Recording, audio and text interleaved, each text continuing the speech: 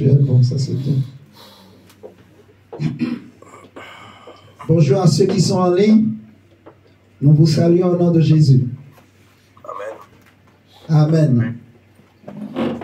Bonjour Paris, bonjour Brive-la-Gaillarde, bonjour, bonjour le monde entier. Amen. Ok. Donc on est vraiment dans la joie d'être encore là ce matin.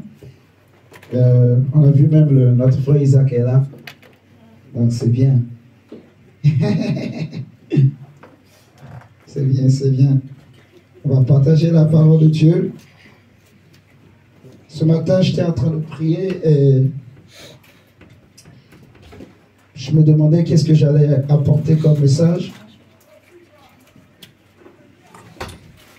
Et puis, j'ai vu pas mal de choses, j'ai entendu pas mal de choses. Et puis, j'ai entendu en fait ce thème-là. Donc, la chambre haute. La chambre haute. La chambre haute. Donc, nous allons parler ce matin du thème. Et le thème sera être dans la chambre haute. Parce que je posais la question au Seigneur. Qu'est-ce que cela veut dire? Qu'est-ce que Dieu veut nous dire? Veut nous dire. Donc, par la chambre haute. Et c'est là le Saint-Esprit m'a dit. C'est là que je veux que vous soyez. En fait. C'est là que je veux que tu sois. Que je sois. Que nous soyons. Alléluia. Amen. Dieu veut que nous soyons dans la chambre haute. Alléluia. Et nous allons comprendre pourquoi, ainsi de suite, par la grâce de Dieu. Donc, pour commencer, je vais donner la définition et nous allons prendre des versets bibliques, comme d'habitude, pour étayer, appuyer toutes ces paroles. Amen. Ok. Comme définition, je dirais que lorsqu'on parle de la chambre haute, premièrement, cela représente un lieu haut. Donc, la chambre haute, c'est un lieu qui est haut. Et cela représente en fait le lieu du revêtement spirituel. C'est aussi le lieu de la maternité des solutions en Dieu. Je vais m'expliquer et nous allons bien comprendre davantage tout à l'heure. Donc, je répète que par définition, quand on parle de la chambre haute, il faut comprendre premièrement que c'est un lieu qui est haut, qui est en hauteur. C'est le lieu du revêtement spirituel. Donc c'est le lieu où Dieu nous donne le revêtement spirituel. Amen. Mais c'est aussi le lieu de la maternité des solutions en Dieu. Donc c'est le lieu où on reçoit des solutions à nos problèmes en Dieu. Alléluia. Et je dirais, pour terminer, que la chambre haute, c'est l'habitation des sentinelles et des aigles. Donc, notez ça. La chambre haute, c'est la maison ou l'habitation, je dirais, des sentinelles et des aigles. Amen. Ok. Nous allons prendre un test. On parle de la chambre haute. Prenez avec moi Actes des Apôtres chapitre 1, le verset 7 à 13. On nous parle de la chambre haute.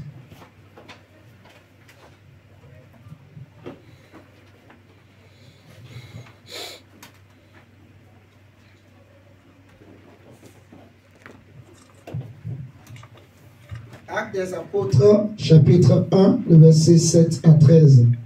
La parole de Dieu nous dit ceci. Il leur répondit, ce n'est pas à vous de connaître les temps ou les moments que le Père a fixés de sa propre autorité, mais vous recevrez une puissance, le Saint-Esprit survenant sur vous, et vous serez mes témoins à Jérusalem, dans toute la Judée, dans la Samarie et jusqu'aux extrémités de la terre. Nous allons lire jusqu'au verset 13. Le verset 9 nous dit, après avoir dit cela, il fut élevé pendant qu'ils le regardaient, et une nuée le déroba à leurs yeux. Amen. Et comme ils avaient les regards fixés vers le ciel pendant qu'ils s'en allaient, voici deux hommes vêtus de blanc leur apparus et dit, hommes galiléens, pourquoi vous arrêtez-vous à regarder au ciel. Ce Jésus qui a été enlevé au ciel, du milieu de vous, viendra de la même manière que vous l'avez vu allant au ciel. Alors il retournait à Jérusalem, de la montagne appelée des Oliviers, qui est près de Jérusalem, à la distance d'un chemin de sabbat. La Bible dit au verset 13 que quand il fut arrivé, il montait dans la chambre haute où il se tenait d'ordinaire. Et c'est très important cette précision. On dit où il se tenait d'ordinaire, c'était Pierre, Jean, Jacques, André, Philippe, Thomas, Barthélemy, Matthieu, Jacques, fils d'Alphée, Simon le Zélote et Jude, fils de Jacques. Vous voyez? Donc on nous dit que quand ils sont arrivés, ils ont quitté la montagne des Oliviers, ils sont arrivés à Jérusalem, ils sont montés directement dans la chambre haute où ils se tenaient d'ordinaire, ça veut dire d'habitude. C'est le lieu où ils avaient l'habitude de rester.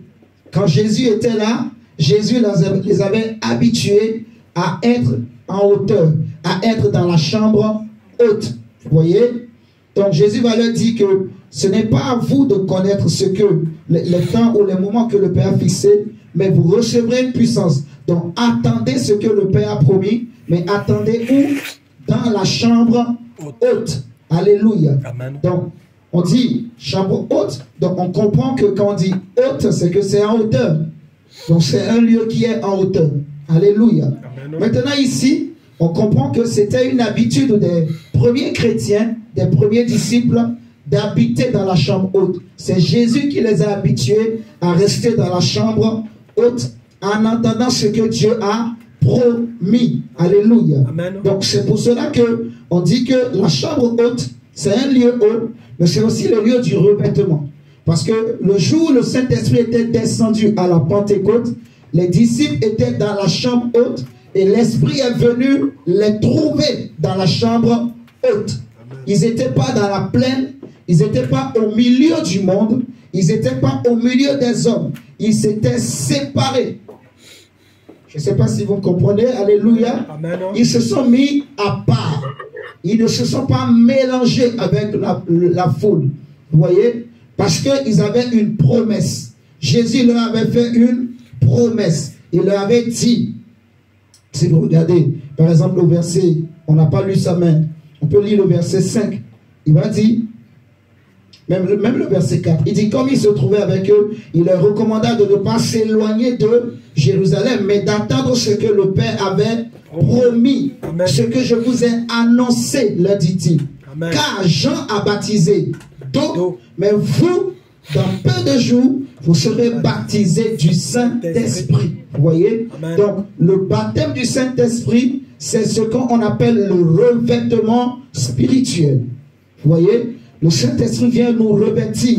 Comme Jésus, par exemple, la parole de Dieu dira dans Luc chapitre 4 que après son baptême, il va être conduit dans le désert. Mais quand il est sorti du désert, il était revêtu de la puissance du Saint-Esprit, de la puissance d'en haut. Amen. Donc, la chambre haute, c'est un lieu qui est haut et c'est le lieu du revêtement spirituel. C'est le lieu où, quand Dieu veut nous oindre, quand Dieu veut nous donner une puissance, vous voyez, c'est le lieu où cette puissance descend. Parce que la puissance de Dieu ne descend pas n'importe qui. En fait, Dieu ne donne pas cette puissance-là à n'importe qui. Il y a une certaine puissance de Dieu pour les recevoir. Il faut être dans la chambre haute. Il faut être à part. Donc, il faut se mettre à part et il faut se mettre aussi en hauteur. Donc, il faut être plus haut que le monde. Or, le monde, c'est l'image donc des soucis, vous voyez, des problèmes de ce monde, ainsi de suite. Donc, il faut être, excusez-moi, plus haut que toutes ces choses, en fait. Donc, pour continuer, on va aussi donner un test pour montrer aussi que c'est le lieu de la maternité des solutions. Alléluia. Amen. Si vous prenez avec moi, par exemple, Actes chapitre 9, on va comprendre la parole de Dieu. Actes chapitre 9, le verset 36 nous dit ceci. Il y avait un problème au milieu de l'église. Actes chapitre 9, le verset 36. Il est écrit: Il y avait à Joppé parmi les disciples une femme nommée Tabitha. Vous voyez? Ce qui signifie Dorcas. Ok. Elle faisait beaucoup de bonnes œuvres et de mode. Elle tomba malade en ce temps-là et mourut. Après l'avoir lavée, on la déposa où? Dans une chambre haute. Après l'avoir lavée, on la déposa dans une chambre Haute.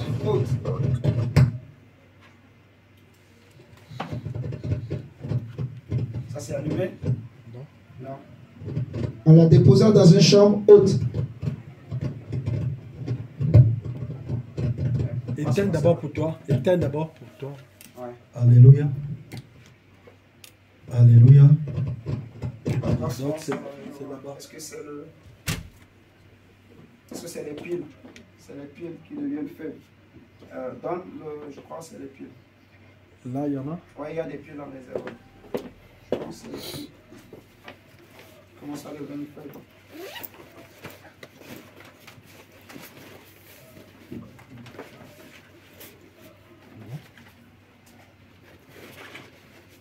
Il n'y a pas de piles ici.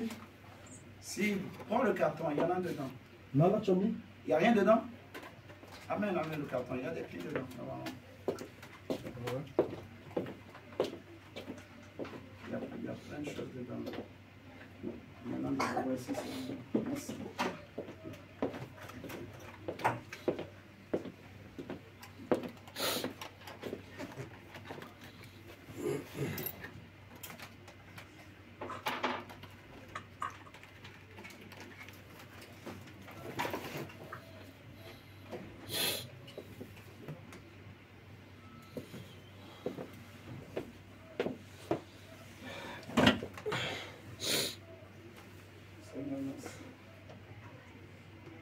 Ça, c'est allumé.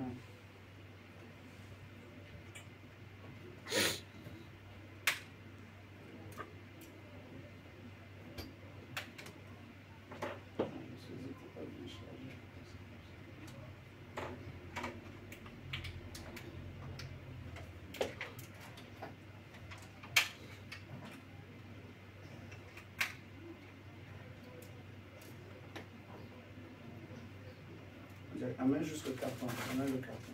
Amène le carton.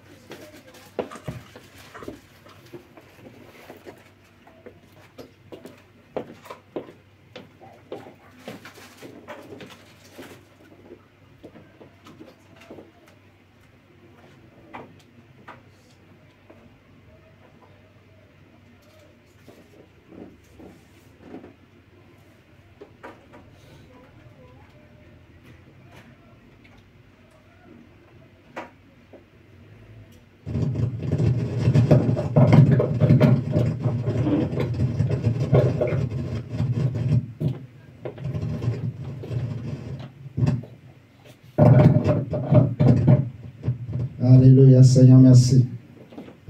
Bon, ça n'a pas trop changé. Juste baisser un peu les dièses, tout ça. Juste baisser un peu le... Seigneur, merci. C'est bon. Normalement, c'est bon. Et là, tu as mis les échos. Seigneur, merci. Faut enlever les échos. Complètement, il faut baisser. C'est bon. Seigneur, merci. C'est bon comme ça. Merci. C'est bon comme ça. Ok. Donc, on était dans Actes chapitre 9, le verset 36. Il y avait à Joppé donc une femme qui s'appelait Tabitha, c'est-à-dire Dorcas. Elle va tomber malade, la Bible nous dit, et elle va mourir. Au verset 37, on dit, elle tombait malade en ce temps-là et mourut. Après l'avoir lavée, on la déposa dans une chambre haute. Alléluia. Après l'avoir lavée, on la déposa dans une chambre haute. Alléluia. Donc, cette femme avait un problème, elle était morte. Et les chrétiens, les personnes qui la connaissaient, ils ont compris que pour résoudre le problème de Tabitha, il faut la mettre dans une chambre haute. Et après l'avoir mis dans une chambre haute, la Bible nous dit au verset 38, comme Lyde est près de Joppé, les disciples ayant appris que Pierre s'y trouvait, envoyaient 2 hommes vers lui pour le prier de venir chez eux sans tarder. Pierre se leva et partit avec ses hommes. Lorsqu'il fut arrivé, on le conduisit dans la chambre haute. Vous voyez, on l'a conduit dans la chambre haute. Toutes les veuves l'entouraient en pleurant et lui montraient les tuniques et les vêtements que faisait Dorcas pendant qu'elle était avec elle. Pierre fit sortir tout le monde, se mit à genoux et pria. Puis se tournant vers le corps, il dit, Tabitha, lève-toi. La Bible dit, elle ouvrit les yeux et ayant vu Pierre, elle s'assit. Il lui donna la main et la fit lever. Il appela ensuite les saints et les veuves et la leur présenta vivante. Alléluia. Amen. Cela fut connu de tout Joppé et beaucoup crurent au Seigneur. Alléluia. Amen. Gloire à la parole de Dieu. Amen. Donc il y avait un problème à Joppé et les chrétiens, qu'est-ce qu'ils ont fait? Ils ont amené Tabitha qui avait un problème. Elle était morte et on peut dire en sorte que elle ne devrait pas mourir. Pour les disciples de Joppé, Tabitha, en fait tout le monde peut mourir, mais pas Tabitha. Je ne sais pas si vous comprenez le problème. Parce que c'était une femme qui faisait beaucoup de bonnes œuvres, beaucoup de bien. Et les femmes disent, regarde les tuniques qu'elle nous fait. Regarde comment elle nourrit les enfants. Regarde comment elle fait de bonnes œuvres. Quand quelqu'un a des problèmes, elle est toujours là. Vous voyez, quand quelqu'un a un souci, elle est toujours là. Elle fait à manger aux gens. Elle nourrit les gens. Donc, pour l'église de Joppé, tout le monde pouvait partir, mais pas Tabitha. On peut dire que l'église était en train de dire à Dieu, Seigneur, par elle, on a encore besoin d'elle. Alors, pour que Dieu puisse les exaucer, qu'est-ce qu'ils ont fait? Ils pouvaient dire, comme elle est morte, quand quelqu'un meurt, qu'est-ce qu'il faut faire? Il faut prendre le corps et aller l'enterrer. Mais eux, ils ont dit, non, on ne va pas l'enterrer, Tabitha. Elle n'est pas morte. Ce n'est pas fini pour elle, mais on va l'amener dans la chambre haute, le lieu de l'enfantement, de la maternité, je vais dire comme ça, de l'enfantement des solutions aux problèmes qu'on peut rencontrer. Parce que la chambre haute, c'est le lieu où la puissance de Dieu descend. Amen. Vous voyez, Amen. quand ils ont placé Tabitha dans la chambre haute, ils ont envoyé quelqu'un pour dire à Pierre, qui est l'image du Seigneur en quelque sorte, de venir. Quand Pierre est venu, ils vont lui dire, regarde ce que Tabitha nous fait. Elle est morte.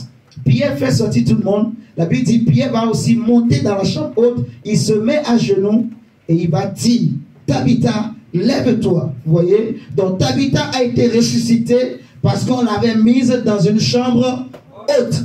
Alléluia. Amen. Elle a été ressuscitée parce qu'elle a été mise dans une chambre haute. Donc mon frère, ma soeur, j'aimerais te dire, toi aussi qui m'écoutes ce matin, que peu importe le temps que ton problème a pris, sache que pour Dieu, ce n'est pas encore fini. Alléluia. Amen. Dieu veut nous amener dans une chambre haute où on va enfanter des solutions. Amen.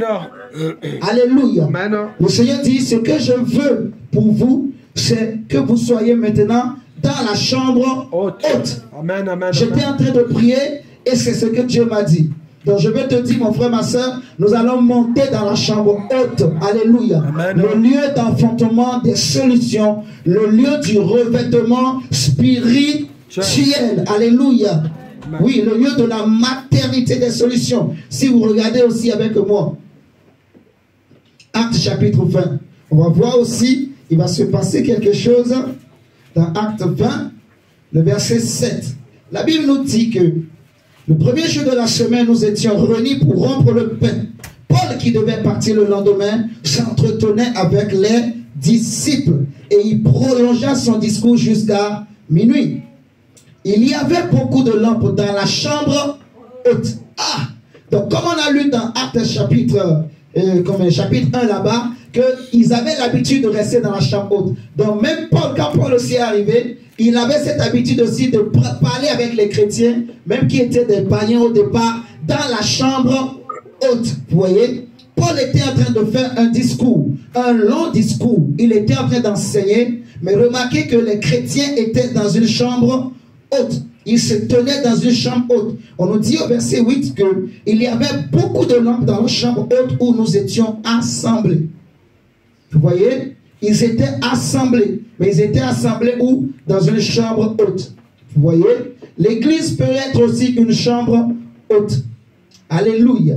Mais ça dépend de comment toi tu viens. En fait, comment tu conçois l'église. Quand je viens à l'église juste pour faire de la promenade, ce n'est plus une chambre haute pour moi. Vous voyez? Mais quand je viens à l'église, dans mon esprit, je me dis que c'est le lieu de l'enfantement. Alléluia. Le lieu de l'enfantement des solutions. Enfantement de solutions. Maternité de solutions pour moi. Eh bien, Dieu va t'exaucer. Dieu va t'entendre. Dieu va te répondre. Alléluia. Amen. Donc, ils étaient assemblés et Paul était en train de prêcher l'évangile. Paul était en train de proclamer la parole de Dieu. La Bible dit au verset 9 que, or, un jeune homme nommé Eutychus, qui était assis sur la fenêtre, s'endormit profondément pendant le long discours de Paul. Déjà, le problème d'Eutychus, lui, il était au bord de la fenêtre. Il était assis, si vous regardez, voilà, qui était assis sur la fenêtre. Vous voyez? Donc, quand on est dans la chambre haute, mon frère, il vaut mieux éviter d'être au bord de la fenêtre. Faut que tu sois les deux pieds, les deux mains et tout le corps dedans. Alléluia. Oui, il ne faut pas être au bord de la fenêtre. Parce que celui qui est au bord de la fenêtre, c'est qu'il n'est pas totalement dedans. Vous voyez? Il a encore une main dehors. Il a une tête dehors. De temps en temps, il peut regarder par la fenêtre, regarder ce qui se passe. C'est qu'il n'est pas concentré de ce qui se passe dans la chambre haute. Il est distrait, il est partagé. Vous voyez? Donc, il n'est pas 100% dans la chambre haute. Et c'était ça le problème de Eutychus. Vous voyez? Il était assis à la fenêtre pendant que Paul prêchait. La Bible nous dit qu'il va s'endormir. C'est normal. Parce qu'il était assis au bord de la fenêtre, mais il n'était pas totalement dans la chambre. Je ne sais pas si vous comprenez. Donc, j'imagine qu'il regardait comment les Grecs étaient en train de parler dehors, comment les femmes marchaient dehors, comment les animaux s'amusaient dans la rue. Donc, Eutychus regardait ça. Du coup, le discours de Paul est devenu comme un somnifère pour lui. Hein, Gabriel? Ce que Paul disait, au lieu que ça soit un stimulant, un réveil, je ne sais pas comment on va dire, quelque chose qui va le réveiller, le booster, c'était devenu un somnifère. Ça le faisait dormir. Ça veut dire qu'il n'était pas là. Vous voyez, quand quelqu'un, il suit un discours et il s'endort, c'est que ça ne l'intéresse pas. Vous voyez, il n'est pas là, en fait. Soit il est trop fatigué, ou voilà, il est vraiment ailleurs. Et c'était le problème de Eutychus. Donc, la Bible dit que, malgré que Paul prêchait la puissance, il y avait la puissance, il y avait l'onction de Dieu, mais Eutychus s'est endormi quand même. Et il va tomber, et il tombe par terre. Quand les gens descendent pour aller le récupérer, si on lit la suite, on dit, il s'endormit profondément pendant le long discours de Paul. Le long, c'est que Paul parlait trop. Il a parlé peut-être pendant 30 minutes, pendant 1 heure, pendant 1h30, pendant 2 heures, pendant 4 heures, pendant 3 heures. Vous voyez, il parlait longtemps, toute la nuit. Donc, on ne sait pas à quelle heure Paul a commencé. Si on se met dans la pensée des Grecs, donc imaginez des Juifs plutôt, des Israéliens, imaginez peut-être que Paul a commencé à 18 h, parce que la nuit commence à 18 h chez les Juifs. Donc, imaginons qu'il a commencé à 18 h à parler. Et jusqu'à 0 h, il n'a pas fini. Et dans la suite, vous allez voir, il ne s'est pas arrêté jusqu'au matin. Et, attends. Wow! Est-ce que nous, on peut supporter on peut supporter ça, nous les chrétiens d'aujourd'hui? Quand on est là, on est en train de parler de l'évangile Jésus jusqu'au matin. Il y en a qui vont aller travailler. Il y en a qui doivent aller se reposer pour se lever le demain matin pour aller travailler. Il y en a qui doivent aller s'occuper des enfants. Il y en a qui doivent aller préparer à manger à leur mari. Il y a plein de choses. Vous voyez? Il y en a peut-être il y a un vol qui les attend. Ils doivent voyager. Il y en a ils doivent aller en mission. Il y a plein de choses aujourd'hui. Mais les chrétiens en ce temps, la maman Karine, toute la nuit, ils étaient assis. Mon diacre. Paul parlait, il discourait et ils écoutaient. Mais il y avait Eutychus qui est tombé.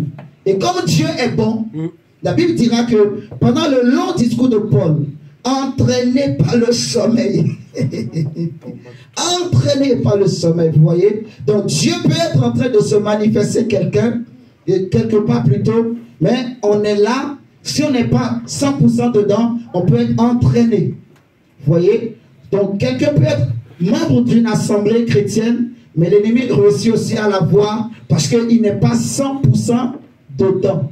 Je ne sais pas si vous me comprenez. C'est très important de bien comprendre l'histoire d'Éticus. Parce que ça concerne la chambre haute. On peut se poser la question, comment lui il était aussi là dans la chambre haute, mais lui il a été entraîné, il est écrit, par le sommeil. Comment Éticus a été entraîné? Vous voyez? Il a été entraîné parce que justement, il était au bord de la fenêtre. Il n'était pas 100% dedans. Vous voyez? Donc, il faut être les deux pieds. Pied gauche, pied droit, main gauche, main droite. Il faut avoir les deux yeux dedans, les deux oreilles dedans. Il ne faut pas que l'oreille gauche écoute ce qui sort du dehors et l'oreille droite écoute ce qui sort de la chambre haute. Il faut que les deux oreilles soient là. Alléluia.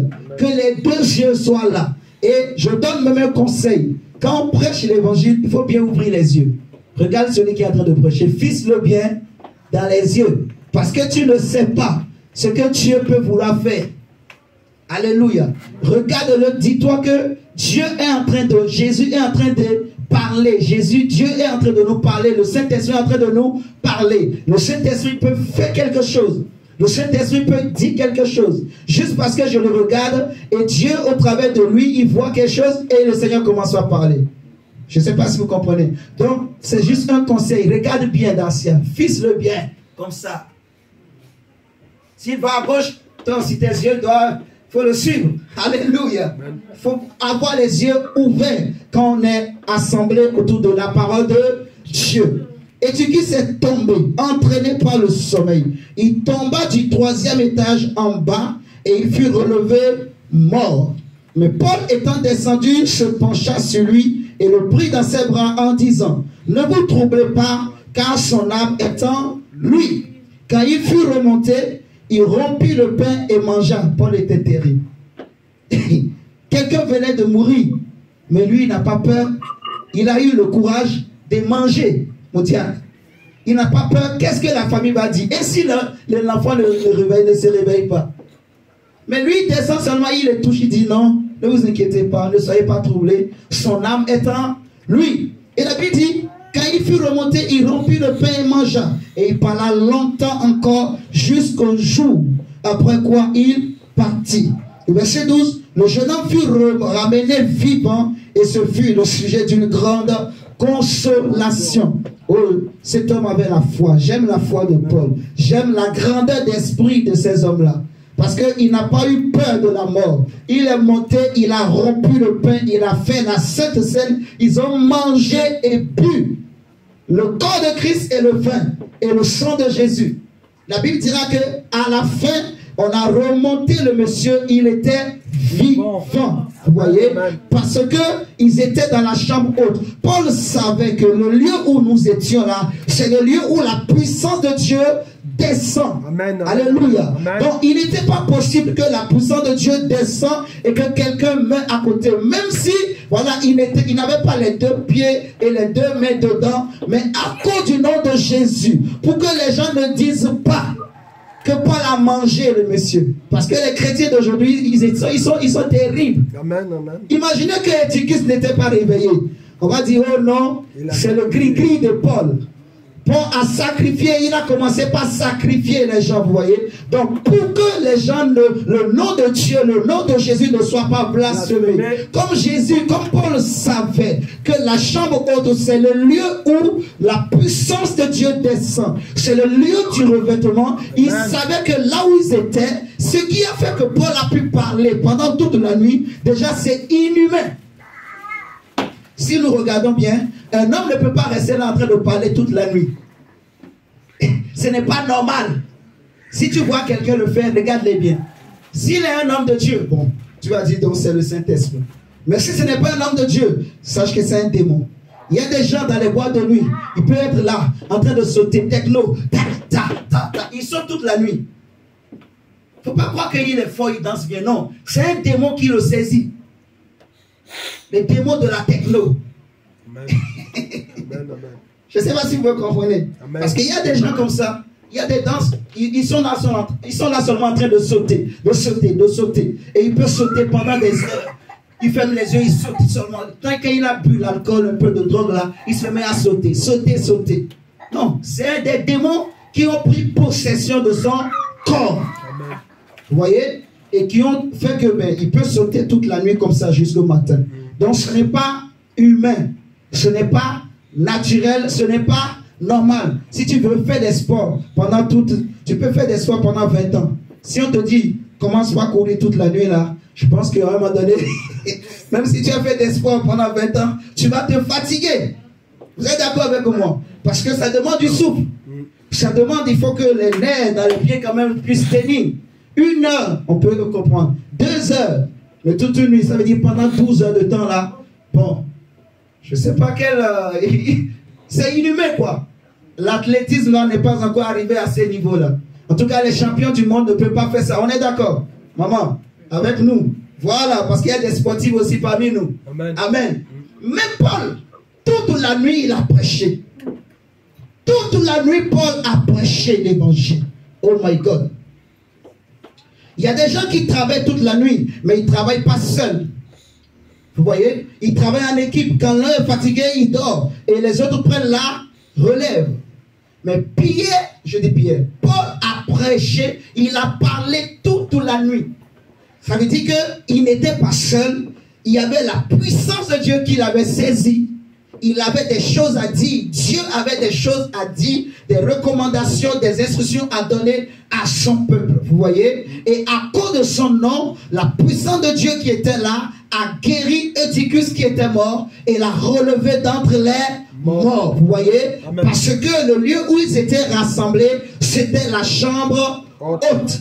Donc la chambre haute, c'est le lieu du revêtement spirituel, c'est aussi le lieu de la maternité des solutions en Dieu. Et Dieu veut que toi et moi, nous soyons en ce mois de juin qui va commencer dans la chambre haute. Alléluia. Amen. Que je sois dans la chambre haute, que je me mette un peu à part. Alléluia. Amen. Que je me mette un peu à part, vous voyez. Donc, je vais donner encore un autre texte pour appuyer un peu ça. Si vous regardez avec moi Luc chapitre 22, on va expliquer que c'était une habitude que Jésus avait donnée à ses disciples. Et nous allons voir après que cette habitude-là, c'est quelque chose que même les prophètes avaient déjà dans le passé. Et ça va aider chacun de nous pour bien comprendre. Luc chapitre 22, le verset 7, il est écrit ceci. Luc chapitre 22, on nous dit, le jour des pains sans levain où l'on devait immoler la Pâque arriva, et Jésus envoya Pierre et Jean en disant, allez nous préparer la Pâque afin que nous la mangions. Il lui dit, où veux-tu que nous la préparions? Il leur répondit, voici, quand vous serez entrés dans la ville, vous rencontrerez un homme portant une cruche d'eau.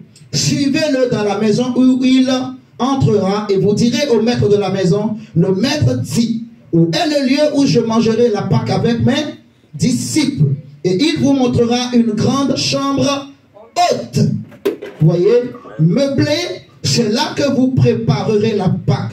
Au verset 13, on nous dit ceci, il partit et trouvait les choses comme il leur avait dit. Et il préparait la Pâque. L'heure étant venue, il se mit à table et les apôtres avec lui. Il leur dit, j'ai désiré vivement de manger cette Pâque avec vous avant de souffrir. Car je vous le dis, je ne la mangerai plus jusqu'à ce qu'elle soit accomplie dans le royaume de Dieu. Donc le lieu où Jésus avait l'habitude de manger, de s'assembler avec ses disciples, c'était aussi dans des chambres hautes. Et même le dernier repas que Jésus a pris sur cette terre, c'était dans une chambre haute. Le lieu où il a donné des instructions à ses disciples, c'était dans la chambre haute. Le lieu où il va établir l'alliance de notre rédemption, c'était aussi dans la chambre haute. Parce que c'est ce lieu-là, pendant qu'il mangeait, qu'il va prendre le pain et il va prendre le vin. Et il dira que ceci est mon sang et ceci est mon corps. Faites ceci en mémoire de moi. Le sang qui va être versé pour la rémission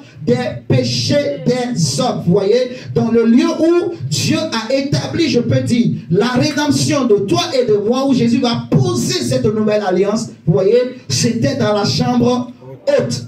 Alléluia. Amen. Si dans le passé, il fallait prendre on avait déjà expliqué, voilà, le sens du vin nouveau, vous voyez, on avait dit que le vin nouveau, dans le passé, le vin, c'était l'image de tout ce qui est immoralité, péché, tout ça. Mais le vin nouveau aujourd'hui, c'est le sang de Jésus. Vous vous rappelez, c'est Jésus, en fait. Et c'est là que Jésus va établir ça, en fait. Vous êtes en train de comprendre. Amen. Donc la chambre haute est très, très, très importante dans la vie du chrétien. Que tu es, que je suis. Alléluia. Amen. Si tu veux avoir le revêtement spirituel, il faut être habitué à monter souvent dans la chambre haute. Il faut comprendre le secret de la chambre haute. Si tu veux avoir des solutions à des problèmes, il faut aussi comprendre le secret de la chambre haute. Il faut monter. Alléluia. Amen. Il faut t'isoler. Ok. Maintenant, je vais dire quelque chose, mon frère, ma soeur, pour qu'on puisse avancer. Dans le passé, la chambre haute aussi existait, mais les hommes dans le passé appelaient ça en fait des tours fortes.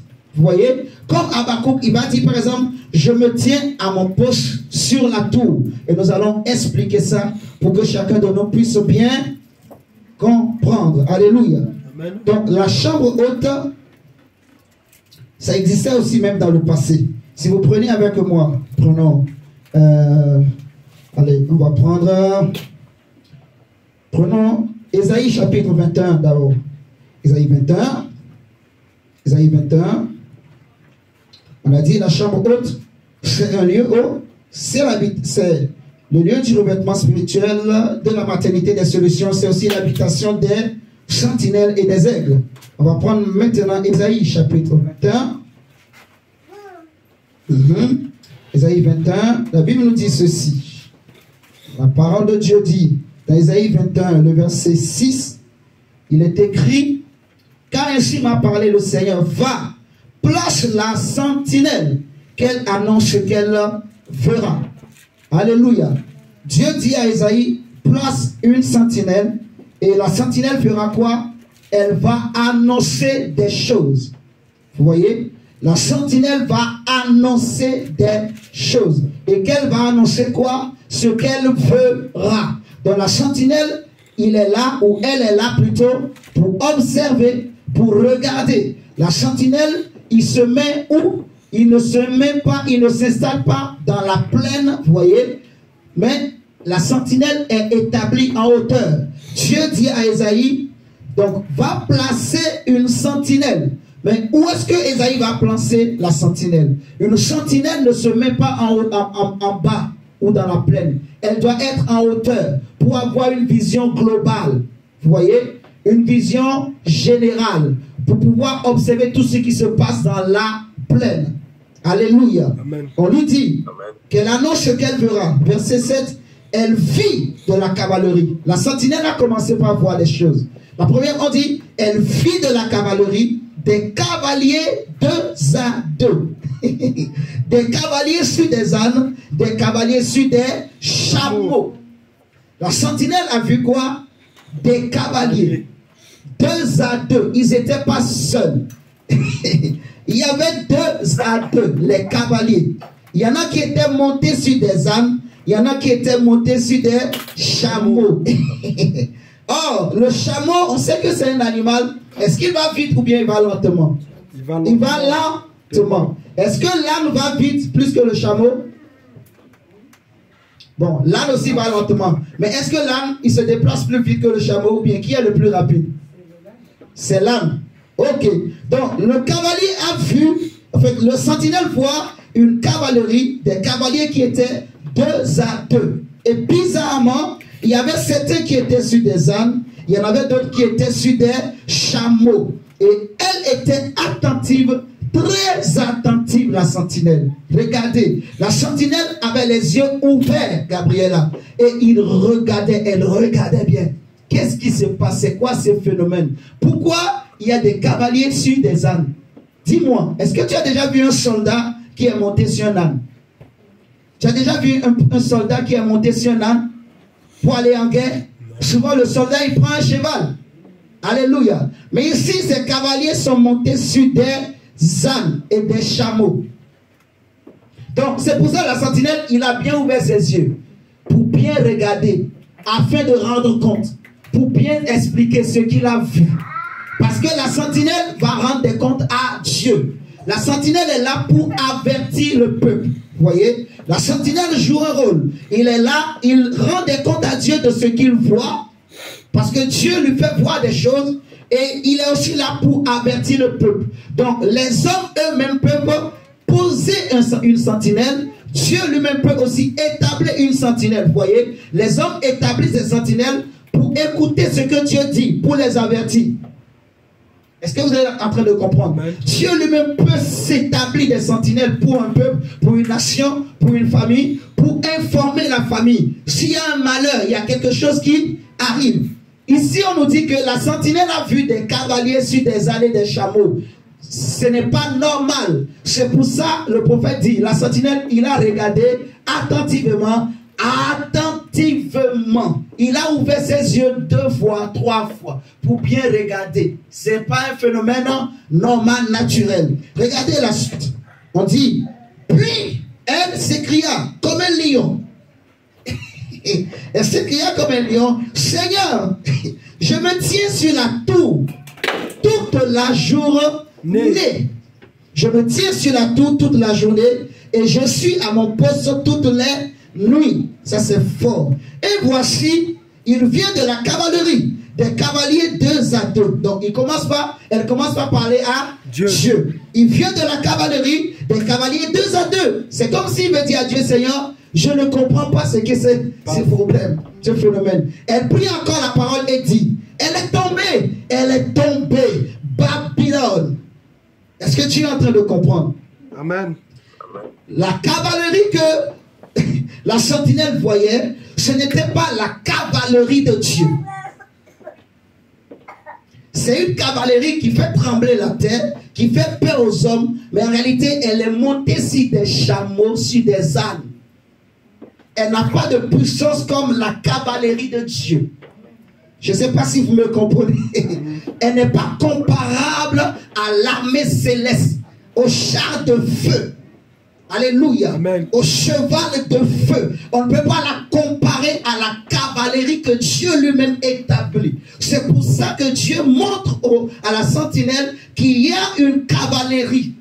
Ça veut dire qu'il y a des ennemis qui se préparent pour attaquer Israël. Vous voyez? Cet ennemi, c'était qui? C'était Babylone. Vous êtes en train de comprendre. Mais elle va tomber. La sentinelle dit, elle est tombée, Babylone, et toutes les images de ce Dieu sont brisées par terre. Alléluia. Amen. Verset 10. Oh mon peuple, qui a été battu comme du grain dans mon air, ce que j'ai appris de l'Éternel des armées, Dieu d'Israël, je voulais annoncer. C'est la sentinelle qui parle. Je voulais annoncer. Le verset 11. Oracle sur Duma. On me crie de Séi. Sentinelle, que dis-tu de la nuit?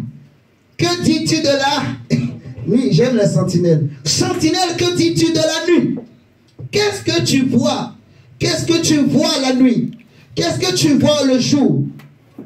Qu'est-ce que Dieu t'a dit? Qu'est-ce que Dieu te dit? Est-ce que tu écoutes Dieu, sentinelle? La sentinelle est établie pour écouter. La sentinelle est établie pour être dans la chambre haute. Vous voyez? Parce qu'il a dit à Dieu, je suis à mon poste toutes les nuits. Vous voyez? Je me tiens sur la tour. Le verset 8. Je me tiens où? Sur la tour. Et j'ai expliqué que dans le passé, la chambre haute, on appelait ça une tour. Et c'est là que les sentinelles, les aigles, ceux qu'on appelle les aigles, les sentinelles, les prophètes se tenaient. Les prophètes dans la Bible, c'était des hommes qui vivaient dans les montagnes, au sommet des montagnes, vous voyez, séparés du peuple. Ils n'aimaient pas rester avec le peuple parce qu'il y avait trop de péché. Amen. Donc ils aimaient toujours se mettre à part pour ne pas se souiller. Vous voyez? Pour ne pas se mélanger avec les hommes. Pour écouter Dieu, ce que Dieu dit. Une sentinelle qui n'aime pas la solitude. Une sentinelle qui n'aime pas prendre aussi le temps pour lire la Bible, pour prier. Il ne pourra pas entendre Dieu. Est-ce que vous êtes en train de comprendre? Amen. Dieu dit, ce que je veux pour vous, c'est que vous soyez maintenant dans la chambre haute. Donc que vous soyez des sentinelles, que vous soyez réveillés. Parce que Dieu va faire des choses. Alléluia. Amen. Notre Dieu est le Dieu qui n'a pas changé. La Bible dit que Jésus-Christ est le même hier, aujourd'hui et éternellement. Amen. Amen. Amen. Donc, il est en train de réveiller les sentinelles, peu importe là où ils sont répandus. Dieu veut réveiller les sentinelles pour que les sentinelles remontent sur la tour, sur le poste. Alléluia. Amen. On dit, sentinelle, que vois-tu? La sentinelle répond, verset 12. Le matin vient et la nuit aussi. Si vous voulez interroger, interrogez. Convertissez-vous et revenez. Donc, il y a deux choses. Premièrement, la sentinelle voit Babylone qui tombe. Deuxièmement, il voit maintenant que ce qu'il a entendu, c'est qu'il faut que le peuple se convertisse, que le peuple revienne à Dieu. Vous voyez? Donc, la chambre haute, c'est aussi l'habitation des sentinelles. On est d'accord? C'est aussi l'habitation des sentinelles. Dieu va dire à Ézéchiel, par exemple, au prophète Ézéchiel, si nous prenons Ézéchiel chapitre 3, on va voir une sentinelle, c'est toi, c'est moi, en tant que chrétien. Parce que nous sommes les descendants, les héritiers des mêmes promesses des apôtres. Tel que Jésus a établi les disciples, nous aussi, il nous a établis. Alléluia. Amen. Il a dit aux disciples, attendez ce que le Père a promis, attendez dans la chambre haute. Et nous aussi, en tant qu'Église, en tant que chrétiens, nous devons nous tenir dans la chambre haute pour attendre ce que Dieu a dit, pour écouter ce que Dieu veut dire pour notre époque, pour notre génération, pour notre saison. Alléluia. Amen. Dieu parle, il n'a pas arrêté de parler. Ézéchiel chapitre 3, le verset 17 nous dit ceci. C'est le Seigneur qui parle à Ézéchiel. Fils de l'homme, je t'établis comme sentinelle. Vous voyez? Là, c'est Dieu qui établit la sentinelle. Il dit, je t'établis, moi Dieu, comme sentinelle ou sur la maison d'Israël. Donc toi aussi, là où tu es mon frère, ma soeur, en tant que chrétien, Dieu t'a établi comme sentinelle sur ta maison, sur ta famille, sur ton foyer, sur ton mariage, sur ta propre vie. Dieu t'établit comme sentinelle, même sur l'assemblée où tu pries. Alléluia. Chacun de nous est une sentinelle que Dieu établit. Et regardez ce que Dieu dit à la sentinelle. Il dit, je t'établis comme sentinelle sur la maison d'Israël. Tu écouteras. Dans la sentinelle, elle doit écouter. Et pour écouter, il faut être en hauteur. En hauteur, il y a moins de bruit. En hauteur, il y a moins de distraction. Il n'y a même pas de distraction en hauteur. Il n'y a pas les va-et-vient des hommes, tout ça. Il n'y a pas tout ça. En hauteur, c'est calme. Tu peux entendre le son du vent. En hauteur, quand le vent souffle, tu entends le bruit du vent. Or, Dieu parle comme le son du vent. Je ne sais pas si vous comprenez. Amen. De la même manière que les murmures du vent, tu peux l'entendre. C'est dans ce cas-là aussi, Dieu va murmurer dans ton cœur. Il va murmurer dans tes oreilles. La Bible dira que le prophète Élie, Dieu va lui dire, sors. Et tu vas voir, l'Éternel va passer. Il était dehors, il a vu le feu qui est passé. Il a vu une pluie, des orages, tout ça qui sont passés. Mais lui me dira que Dieu n'était pas dans toutes ces choses. Ensuite, il entend un doux murmure léger. Un bruit doux, léger, murmure. Vous voyez? Et c'est là, il va se recouvrir lui-même d'un manteau. Mais comment un bruit, un simple bruit, pousse Élie à se couvrir? Ce n'était pas un bruit normal. C'était un bruit qui annonçait la puissance, la présence de Dieu. C'est la voix de Dieu qui venait, c'est Dieu qui s'approchait, et ce bruit annonçait que Dieu réellement s'approchait. Et c'est pour ça que le prophète, comme il était prophète, il était sentinelle, il connaissait ces choses, c'est pour ça qu'il s'est couvert. Vous voyez, un homme qui est habitué à la chambre haute, quand il descend, il est déjà habitué à écouter les doux murmures légers. Donc même quand il descend dans la plaine, il va reconnaître le bruit, en fait, le son du vent. C'est-à-dire le son de Dieu. Il entendra Dieu facilement quand il descend dans la plaine. Vous voyez ce que je suis en train de dire? La sentinelle. Dieu dit à Ézéchiel, je t'établis comme sentinelle sur la maison d'Israël. Tu écouteras la parole qui sortira de ma bouche et tu les avertiras de ma part. Quand je dirai au méchant, tu mourras. Si tu ne l'avertis pas, si tu ne parles pas pour détourner le méchant de sa mauvaise voie et pour lui sauver la vie, ce méchant mourra dans son iniquité et je te redemanderai son sang. Mais si tu avertis le méchant et qu'il ne se détourne pas de sa méchanceté et de sa mauvaise voie, il mourra dans son iniquité et toi, tu sauveras ton âme. Alléluia. Tu sauveras ton âme. Il dit, si un juste se détourne de sa justice et fait ce qui est mal, je mettrai un piège devant lui et il mourra parce que tu ne l'as pas averti. Alléluia. Est-ce qu'on est d'accord? Tu ne l'as pas averti. Vous voyez? Et il mourra dans son péché. On ne parlera plus de la justice qu'il a pratiquée. Mais moi, Dieu dit, je te redemanderai son sang. Oh my God, mon frère, ma soeur. J'aimerais que chacun de nous comprenne. On dit, mais si tu avertis le juste de ne pas pécher et qu'il ne pêche pas, il vivra parce qu'il s'est laissé avertir et toi tu sauveras ton âme. C'est une responsabilité que Dieu donne à Ézéchiel quand il dit, je t'établis comme sentinelle sur la maison d'Israël. C'est-à-dire que la sentinelle ne doit pas fermer sa bouche quand il voit le danger arriver. Quand il voit le mal arriver, il doit crier aux oreilles du peuple pour dire attention. La sentinelle est ce qu'on appelle une trompette. Et Dieu va dire au prophète Ésaïe, sonne la trompette, crie à plein gosier. Vous voyez? Amen. Mais pour sonner la trompette, pour crier, il faut être dans la chambre haute. C'est là qu'on entend Dieu. C'est là qu'on reçoit des instructions. C'est là qu'on reçoit la pensée de Dieu. C'est là qu'on reçoit les voix de Dieu. C'est là qu'on reçoit en fait la connaissance de Dieu, la gloire de Dieu. Vous voyez? Qu'on amène auprès du peuple. Alléluia. Amen. Et Ézéchiel, Dieu lui dit, je t'établis. Si nous prenons Ézéchiel 33, également, il va répéter la même chose au prophète Ézéchiel. Donc, alléluia. Ézéchiel 33, le verset 3 nous dit ceci. Le Seigneur va répéter encore. Si cet homme voit venir l'épée sur le pays, sonne de la trompette et avertit le peuple. Et si celui-ci, et si celui qui entend le son de la trompette ne se laisse pas averti, voilà, et que l'épée vienne le surprendre, son sang sera sur sa tête. Il a entendu le son de la trompette et il ne s'est pas laissé avertir. Son sang sera sur lui. S'il se laisse avertir, il sauvera son âme.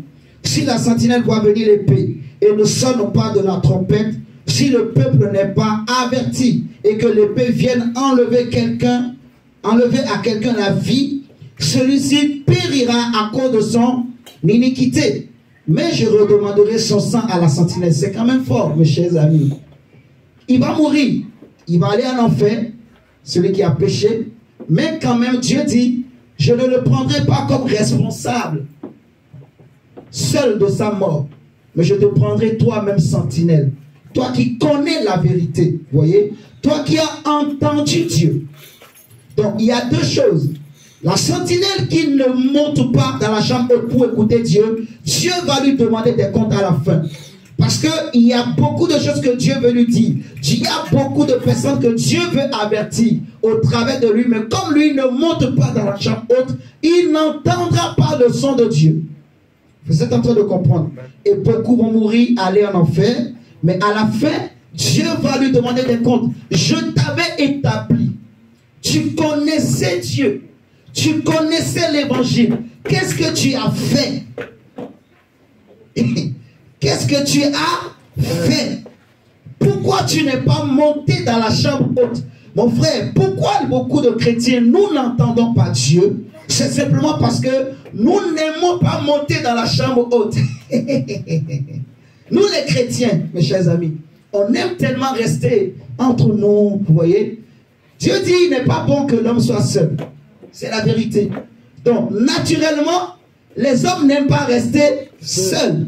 Parce que quand tu montes dans la chambre haute, tu peux aussi prendre des gens ensemble, vous montez. Mais vous allez vous mettre à part des autres. Je ne sais pas si vous comprenez. Donc, comme on est une assemblée, on peut aussi ensemble monter dans une chambre haute. Ça se fait. Comme on a vu dans Acte 1. Vous voyez, le problème des chrétiens aujourd'hui, nous, même nous les hommes de Dieu, on n'aime pas beaucoup monter dans la chambre haute. Il y en a beaucoup d'entre nous, les pasteurs, les hommes de Dieu chrétiens, on vit avec les anciennes gloires. Peut-être hier, on était monté dans la chambre haute, on a vu des choses, on a reçu des choses. Donc, on se contente de ça, on reste seulement sur ça. Ah, moi, j'avais fait 21 jours de jeûne et prière. J'avais fait 30 jours de jeûne et prière. Mon diacre, je vais prier 50 heures, 30 heures. Hein? Ça, c'est les choses du passé. Mais aujourd'hui, il y a de nouveaux défis à relever, femme. Il y a de nouveaux défis à relever, mon frère. Alléluia. Amen. Et Dieu veut que tu prennes la décision de monter dans la chambre haute. Dieu m'a dit ce que je veux. Donc, mon frère, si vous remarquez que je commence à maigrir, comprenez que je suis en train de monter. Alléluia. Amen. Et chacun de nous doit monter. Ce que Dieu veut de nous, c'est qu'on monte dans la chambre haute. Alléluia. Amen. Parce que je ne sais pas ce que Dieu va faire au mois de juillet. Le programme qu'on a le 15 juillet. Mais le Seigneur veut, pour ce temps qui reste là, qu'on monte dans la chambre haute. Alléluia. Amen. Parce que le Seigneur va faire des choses. Nous le croyons par la grâce de Dieu. Alléluia. Amen. Donc, le Seigneur dit à Ézéchiel, donc verset 7, il dit, et toi, fils de l'homme, je t'ai établi comme sentinelle sur la maison d'Israël. Tu dois écouter. On dit, tu dois écouter. Tu dois écouter la parole qui sort de ma bouche et les avertir de ma part. Tu dois écouter. Quand je dis au méchant, méchant, tu mourras. Si tu ne parles pas pour détourner le méchant de sa mauvaise voie, ce méchant mourra dans son iniquité et je te redemanderai son sang. Mais si tu avertis le méchant pour le détourner de sa voie et qu'il ne s'en détourne pas, il mourra dans son iniquité et toi tu sauveras ton âme. Vous voyez? Donc, la chambre haute, c'est le lieu d'habitation des sentinelles et des aigles. Vous voyez? Ce n'est pas seulement le lieu où on va recevoir le revêtement spirituel. Ce n'est pas seulement le lieu où on va enfanter des solutions, où Dieu étend sa main, où on voit la gloire de Dieu, la puissance de Dieu. Mais c'est aussi le lieu où on va entendre Dieu. Amen. Et c'est les sentinelles qui vont entendre Dieu, qui vont apprendre à écouter Dieu, en fait. Vous voyez? Parce que Dieu ne nous parle pas dans les bruits. Dieu ne nous parle pas dans les cacophonies. Non. Dieu, il faut arriver à discerner la voix de Dieu au milieu de plusieurs voix. Je vais me répéter. Vous voyez comme on est tous là. Je suis en train de parler. Mais il y a une autre voix aussi qui te parle aussi. Il y a ton corps aussi qui est en train de te parler. Il y a ta chair aussi qui est en train de te dire quelque chose. Est-ce que vous me suivez ce matin? Il y a aussi ton âme qui est en train aussi de te parler. Peut-être que ton corps te dit, allez, lève-toi, on va partir. Je suis fatigué. Peut-être que ton âme est en train de te dire, j'ai faim. Il est en train de raconter des bêtises. Je ne sais pas si vous comprenez. Et quand tu vas sortir aussi dans la rue, il y aura aussi d'autres voix que tu vas entendre. Vous voyez? Les affiches ont une voix. La télé aussi qui est dans ta maison a aussi une voix. La radio, ton téléphone aussi a une voix. Est-ce que vous me suivez ce matin? Et ces voix-là aussi te parlent. En fait, tu ne vas pas les entendre comme tu m'entends, Mais il te parle. Il t'invite. Il t'attire.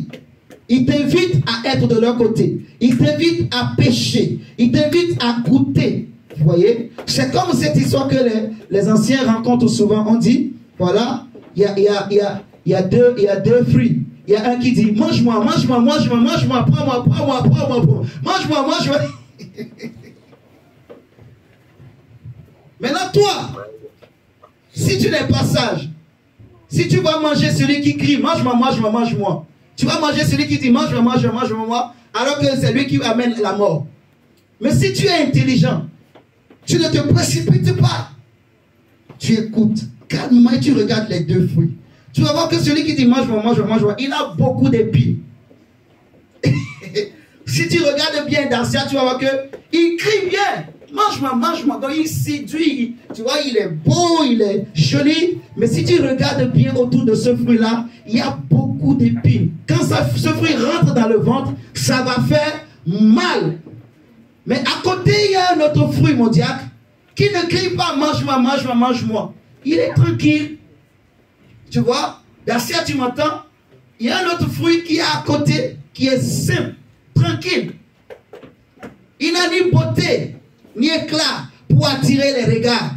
Mais à l'intérieur de ce fruit, il y a la vie. Amen. Donc celui qui mange ce fruit, il aura la vie éternelle. Vous voyez? Amen. Et ce fruit, c'est Jésus. C'est la parole de Dieu, qui en apparence peut-être n'a rien pour attirer les regards, mais qui nous donne la vie. Alléluia. Amen. En elle était la vie, et la vie est la lumière des hommes. Alléluia. Amen. Donc la sentinelle est là, non pas pour s'agiter. En fait, il doit être habitué à la voix de Dieu. Amen. Or, c'est seulement dans la chambre haute qu'on apprend à être habitué. En fait, celui qui est en bas tout le temps, c'est son corps qui prend le dessus, qui prend de l'ascendance. Mais celui qui monte en hauteur dans la chambre haute, c'est son esprit qui va prendre de l'ascendance sur son âme et son corps. Or, Dieu est esprit. Et pour entendre Dieu, il faut être aussi un esprit. Amen. Je suis un esprit, tu es un esprit. Mais tant que nous sommes sur la terre, tant que nous vivons comme des hommes, nous ne pourrons pas entendre Dieu. Dieu dit, j'avais dit que vous êtes des dieux, mais vous mourrez comme des humains. Tant que nous nous comportons comme des humains, nous n'entendrons pas Dieu. Les apôtres, ils vivaient comme Dieu. Ils ont marché comme Jésus. Il est écrit tel qu'il est, tel nous aussi nous sommes. Mon frère, ma soeur, les apôtres ont marché comme Jésus. Est-ce que vous comprenez? Quand on dit vous êtes des dieux, ça ne veut pas dire qu'on est Dieu créateur. Non, on n'est pas des dieux créateurs.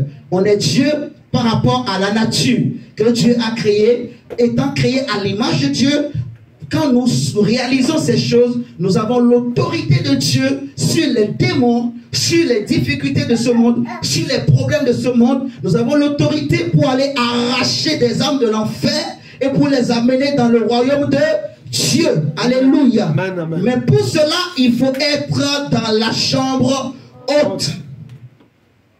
Alléluia. Amen.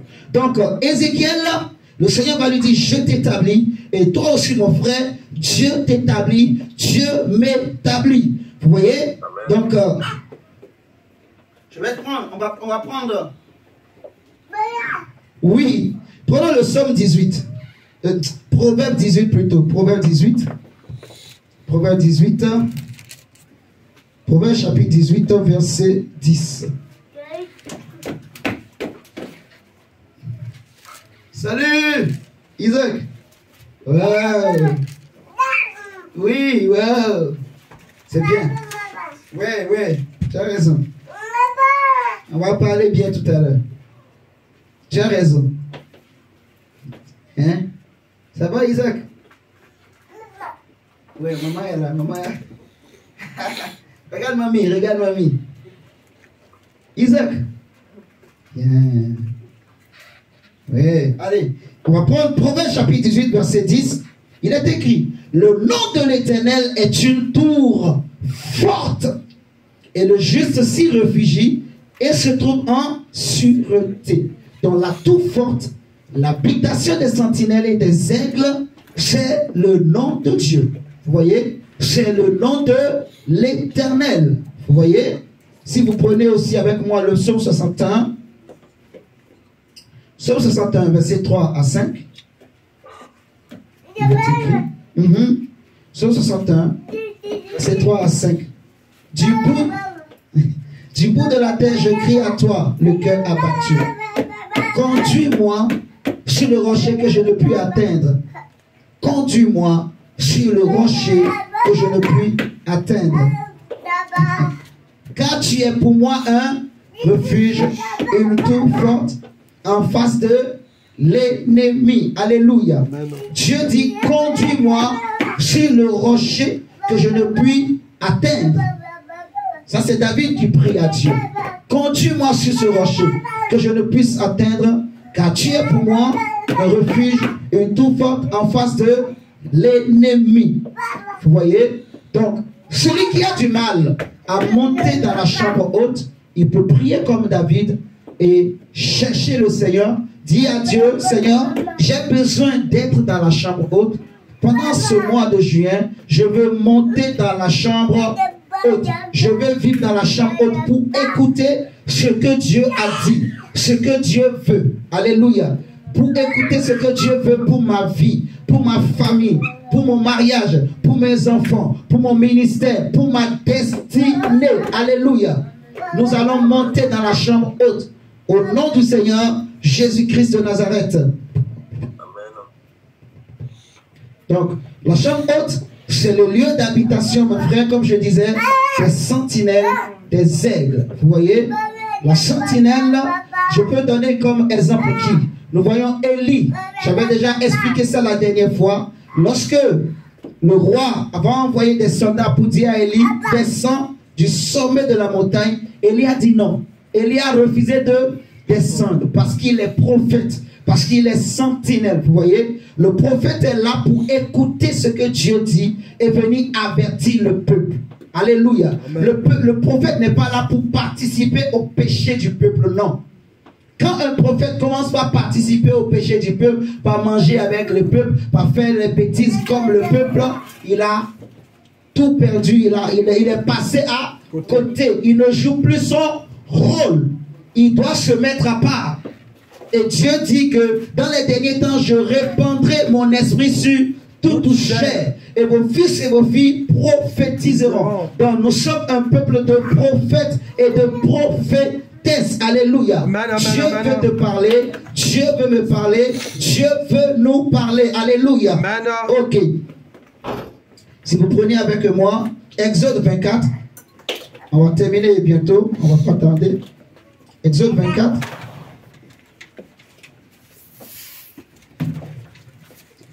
Le verset 8 à 18. Exode 24. Moïse prit le sang et il le répandit sur le peuple en disant, voici le sang de l'alliance que l'Éternel a faite avec vous, selon toutes ces paroles. Moïse monta avec Aaron, Nadab et Abihu et 70 anciens d'Israël. Il vit le Dieu d'Israël. Sous ses pieds, c'était comme un ouvrage de saphir transparent, comme le ciel lui-même dans sa pureté. Ce texte, on l'avait déjà utilisé plusieurs fois, mais on va le prendre encore. Vous voyez, ils vont monter sur une montagne avec les 70 anciens d'Israël. Les 70 anciens, ils vont voir le Dieu d'Israël. Et lui dit, sous ses pieds, donc c'était comme un ouvrage de saphir transparent, comme le ciel lui-même dans sa pureté. Il n'étendit point sa main sur les lits des enfants d'Israël. Il vit Dieu et il mangeait et but. Donc, ce que eux ils ont vu en Dieu, ça leur a donné à manger. Vous voyez, la gloire qu'ils ont connue, la gloire de Dieu qu'ils ont rencontré sur la montagne, les 70 anciens, cette gloire leur a permis de manger et de boire. On est d'accord? Mais l'Éternel dit à Moïse, verset 12, monte vers moi sur la montagne et reste là. Je te donnerai des tables de pierre, la loi et les ordonnances que j'ai écrites pour leur instruction. Donc Dieu dit à Moïse de monter encore, parce qu'ils n'étaient pas encore au sommet de la montagne. Alléluia.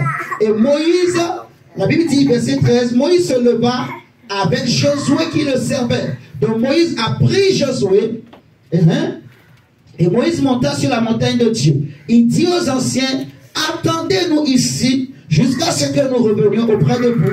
Voici Aaron et Hur resteront avec vous. Si quelqu'un a un différend, c'est à eux qu'il s'adressera. Donc, Moïse est monté encore avec Josué. Il va laisser les 70 anciens avec Aaron et Hur au pied de la montagne, vous voyez, à un niveau de la montagne. La Bible dit, verset 15, Moïse monta sur la montagne et la nuée couvrit la montagne. La gloire de l'Éternel reposa sur la montagne de Sinaï et la nuée la couvrit pendant 6 jours. Alléluia. Amen. Donc Moïse et Josué sont montés donc, dans la nuée. Mais ils ne sont pas arrivés tous les deux au sommet de la nuée. Alléluia. Amen. La Bible dira que le 7e jour, l'Éternel appela Moïse du milieu de la nuée. Donc Moïse prend à Josué, ils ont laissé les anciens. Quand ils sont arrivés à un niveau de la montagne, ils sont restés là 6 jours. Vous êtes en train de me suivre. Amen. Ils sont restés avec Josué 6 jours.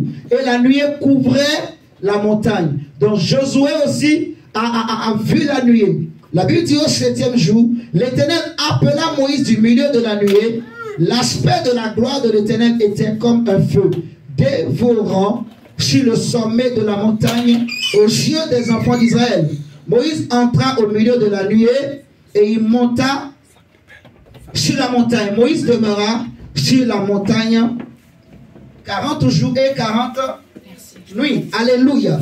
Donc on va voir que c'est Moïse seul qui est monté au sommet de la montagne.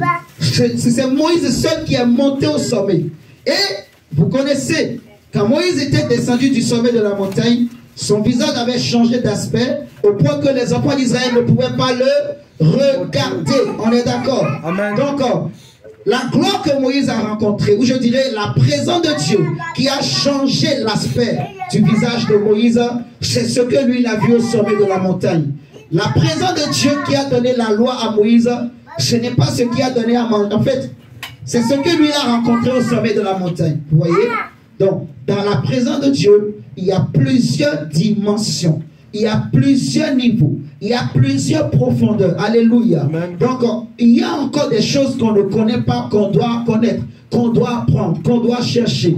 Et pour cela, il faut monter sur la montagne pour ma destinée, pour ta destinée, pour tes projets de la vie, pour ton avenir. Tu dois accepter de monter sur la montagne avec nous pour que Dieu nous parle, pour que Dieu nous donne des instructions, pour que Dieu nous conduise. Alléluia. Amen. Le Seigneur Jésus, un jour, il va prendre les disciples, Jacques, Jean et Pierre. La Bible dira qu'il va les amener sur une haute montagne, au sommet d'une montagne. Et pendant qu'ils priaient, dans la version de Luc chapitre 9, la Bible dit que pendant que Jésus priait, tout à coup, l'aspect de son visage, de ses vêtements ont changé. Vous voyez ce que je dis? Et c'est pour ça que ça a marqué l'apôtre Pierre. Il va le rappeler dans ses épîtres. Il va dire que, voilà, nous avons, ce n'est pas, voilà, comme d'une fable habilement conçue, qu'on vous raconte l'histoire de l'avènement de notre Seigneur Jésus. Non. Mais c'est comme ayant vu sa gloire. Lorsque nous étions avec lui sur la sainte montagne, le Père l'ayant glorifié, le Père lui a rendu témoignage à Jésus. Alléluia. Donc mon frère, le temps est arrivé où les aigles et les aiglons vont se lever. Il y a une onction que Dieu a préparée. Il y a une puissance et une gloire que Dieu réserve pour nous, que Dieu veut déverser, Dieu veut libérer pour ta destinée, pour ta vie, pour ton appel, pour ton ministère, pour ta famille, pour ton avenir. Alléluia. Amen. Il y a quelque chose que le Seigneur veut faire. Il y a des choses que Dieu veut te dire, que tu dois savoir pour ta vie, que tu dois savoir pour ton avenir, que tu dois savoir pour ta famille, que tu dois savoir pour ton ministère, pour ton appel, mon diacre. Tu m'entends ce matin? Il y a des choses que Dieu va te dire. Il y a des choses, ma soeur, que l'Éternel veut te dire. Il veut le dire à toi seul. Alléluia. Amen. Maman, papa, mon frère, ma soeur, il y a des choses que Dieu veut nous dire. Il veut nous parler. Il veut qu'on monte sur la montagne, qu'on sorte un peu des distractions, qu'on sorte un peu des bruits de la terre, alléluia, Amen. Des bruits du monde, qu'on prenne le temps qu'on monte sur la montagne, qu'on se retire un peu. Pendant ce mois de juin, on va prendre ce temps-là pour monter. Alléluia. Amen, amen, amen. Donc mon frère, ma soeur, tu vas te préparer. Si tu voulais perdre un peu de poids, donc ça va être l'occasion. Alléluia. Amen. Nous allons perdre un peu de... On va perdre un peu de ventre, mon diable. Hein? Peut-être on n'aura plus besoin d'aller faire du sport. On va perdre un peu de ventre. C'est bien, hein? Amen. Mon frère Ridel, on va perdre un peu de ventre. Amen. Mon frère Armel, on va monter sur la montagne. Donc, je ne sais pas ce que Dieu veut faire, mais le Seigneur, il m'a dit clairement ce que je veux, c'est que vous montiez dans la chambre haute. Voilà. Donc, on va monter. Voilà. Comme ça aussi, ça va nous aider aussi pour préparer notre programme du 15 juillet. Alléluia. Amen. Donc, on va se lever, mon frère, ma soeur. On va prier. Dis à Dieu, comme David a dit dans le psaume 61, il va dire, conduis-moi sur la montagne que je ne puisse atteindre. Tu vas dire à Dieu, Seigneur, je suis une sentinelle, je suis un aigle. Et les aigles volent avec les aigles, et les aigles vivent en hauteur. Les aigles vivent dans la chambre haute. Tu vas dire à Dieu, Seigneur, je veux monter dans la chambre haute pour entendre Dieu. J'ai besoin d'entendre Dieu. J'ai besoin d'écouter Dieu d'une autre manière. J'ai besoin que mon esprit prenne de l'ascendance sur mon corps, sur mon âme, sur ma chair. Dis à Dieu, Seigneur, je ne veux pas être un homme charnel. Je veux que mon esprit grandisse. Je veux que ma vie de prière change au nom de Jésus. Alléluia. Amen, amen. On va se lever. On va prier le Seigneur au nom de Jésus. Élève ta voix et parle à Dieu. Seigneur, merci pour ta grâce. Ouais, tata. Éternel de gloire, papa. Attends. Je te dis encore merci, éternel de gloire. Frère, je prie à toi, éternel de sang, papa. Je veux m'élever, Dis à Dieu, Seigneur, amène-moi sur la montagne. Dis à Dieu, Seigneur, je veux monter dans la chambre haute. Dis à Dieu, Seigneur, pendant ce mois de juillet, aide-moi, donne-moi la force. Donne-moi le temps. Donne-moi la force pour racheter mon temps, pour utiliser mon temps, pour monter dans la chambre haute. Donne-moi la force. Dis à Dieu, Seigneur, si c'est la télé qui m'empêchait, ce mois de juillet, donne-moi la force de me priver de la télé.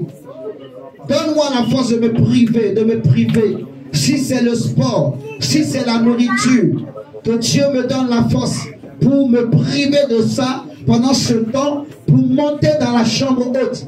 Tu es en train de prier. Tu es en train de demander quelque chose à Dieu. Je suis en train de parler à une personne ce matin. Tu es en train de demander quelque chose à Dieu. Cela fait, voilà, quelques mois, 2-3 mois, je vois. Mais le Seigneur veut te parler. Dieu veut t'instruire. Dieu veut t'instruire, mon frère. Dieu veut t'instruire. Prends le temps avec nous pendant ce mois et tu verras la gloire de Dieu au nom de Jésus-Christ de Nazareth. Il y a 2-3 mois, tu priais à Dieu, tu es en train de demander quelque chose à Dieu. Le Seigneur veut t'instruire, mon frère. Dieu veut t'instruire, il veut te diriger, il veut t'éclairer, il veut t'orienter. Nous allons prendre le temps avec toi au nom de Jésus et le Seigneur va te répondre. Tu verras la gloire de Dieu au nom de Jésus-Christ de Nazareth. Que je rentre dans la chambre, Seigneur Dieu. Papa, aide-moi, Seigneur, Bonjour. papa. Tu vas bien? Papa, me priver, Seigneur Dieu, papa, de certaines choses. Ok. Père, afin que je rentre. Seigneur, merci. Saint-Esprit, amène-nous. Dis, Saint-Esprit, remplis-moi ce matin. Saint-Esprit, remplis-moi. Dis, Seigneur, je veux être sentinelle de ma maison. Je ne veux pas qu'un malheur entre dans ma maison sans que je ne le voie. Je veux voir tout ce qui se prépare. S'il y a quelque chose que l'ennemi prépare contre ma maison, contre mon mariage, contre ma destinée, contre mon ministère, contre ma femme, contre mon mari, contre mon travail, Seigneur, montre-moi. Si l'ennemi prépare quelque chose contre mes enfants, contre mon mari, mes enfants, ma femme, montre-moi, Seigneur, montre-moi. Dis à Dieu, Seigneur, ouvre mes yeux spirituels, ouvre mes oreilles spirituelles pour entendre Dieu, pour voir Dieu. Seigneur, dispose mon cœur, mon âme, mon entendement. Dis à Dieu, Seigneur, enlève à moi la distraction, enlève à moi la légèreté, enlève à moi les fausses voix, Enlève-moi les fausses sons.